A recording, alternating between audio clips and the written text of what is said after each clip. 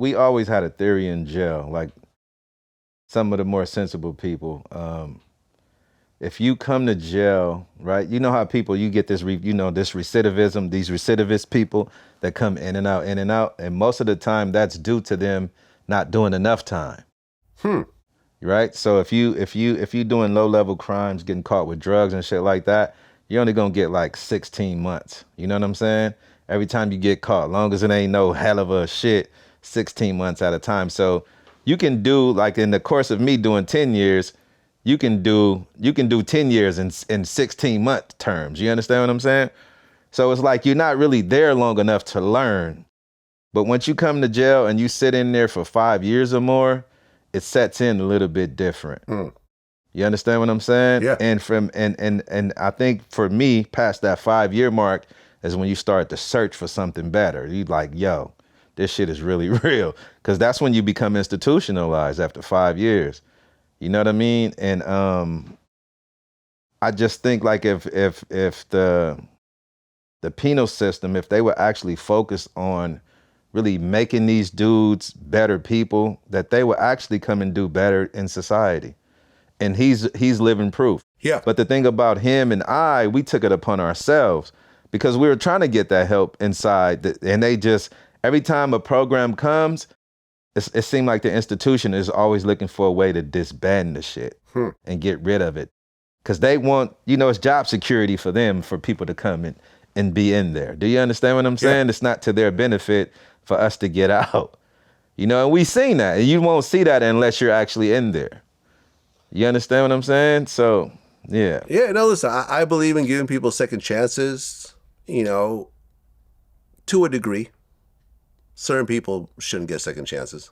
Yeah, I agree with that. Dylan Roof shouldn't get a second chance if you shoot up a church and kill everyone. I agree with you. There's some people in Timothy jail that McVeigh shouldn't have gotten a second chance for blowing up the federal building. He got the death penalty. There's some names that you don't know that I was in jail with. I don't want to see them out. Yeah, because they didn't mean nobody nothing good. You know what I'm saying? No. Certain people, they belong in prison. Yeah, for sure. You don't want them in society. Absolutely. They are terrible people who will continue to do terrible things if you let them out of that cage. Absolutely, I agree. But a lot of people, if you mess up as a teenager, you accidentally kill somebody, you're not a serial killer, a robbery goes bad, you're broke and you sell some drugs and you get caught, you steal something because I think it's like it should be like a testing ground. It should be like a thing where, okay, yeah, you did this terrible thing and you shouldn't go unpunished, right? But I think you should be put in a certain type of prison where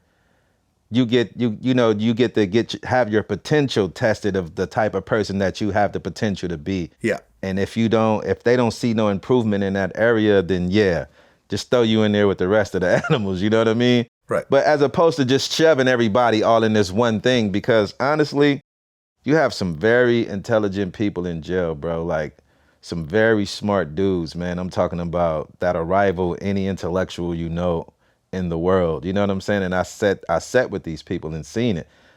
Invention-wise, these dudes, because you have nothing but to sit back and think about shit. Yeah, I mean, Tookie, he got the Nobel Peace Prize. Exactly. While in prison. Exactly. And trying to make amends for it, what I'm saying? They still killed him.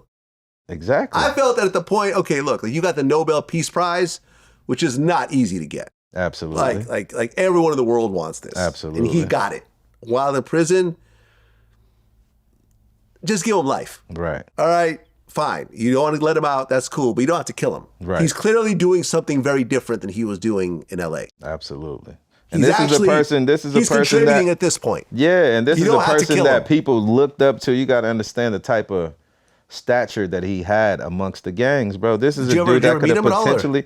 I seen Tookie when I was probably 2-3 years old. He used to buy Sherm for my grandfather, bro. Oh, okay. You know what I'm saying? So I used to watch Tookie and this other dude named Domino.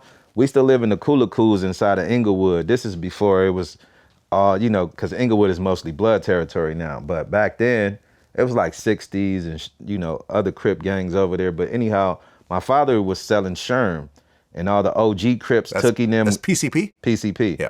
And all the OG Crips used to come cop Sherm for my grandfather. So I used to be outside eating ice creams, sitting on the stairs and watch these dudes get shrimped out, and they was all buff, and they would bust out their clothes, flexing and shit like that. Yeah. So I remember him. I still have those visuals in my head of him from being a kid. Yeah. No, rest in peace, Tookie, man. It's too bad how it all ended up for him. You Absolutely. know? But that's what I was saying. Like, he had the potential, bro, to because of his name, because it was other people like Barefoot Pookie, who just passed, rest in peace, who's from that generation, you know what I'm saying? But amongst us, he didn't have that same power that Tookie had in our minds. You understand what I'm saying? So Tookie was a person who had the potential, if he would have ever came home, to actually probably stop a lot of that bullshit from going on in LA, bro. You understand? So, yeah. That's what it is, BG Knockout, man. People thought we were beefing because you hadn't been on the show in a while, man. There was absolutely no beef whatsoever. We've been staying in contact. Yeah. The thing is, I kept trying to go down to Vegas. I was trying to, like, I kept pushing the interview back because I'm like, oh, I want to go down to Vegas and do it there, but I just couldn't make the trip happen. So I'm like, okay, let me just cut it out and bring him up here to LA and do it here. But you know, we've always rocked with each other since day one. We've always had a great relationship, man. People love you on Vlad TV. Man, appreciate it. Man, glad to have you back. Salute to y'all, man. Whoever y'all are. Appreciate Thank you, man. Until next time. Peace.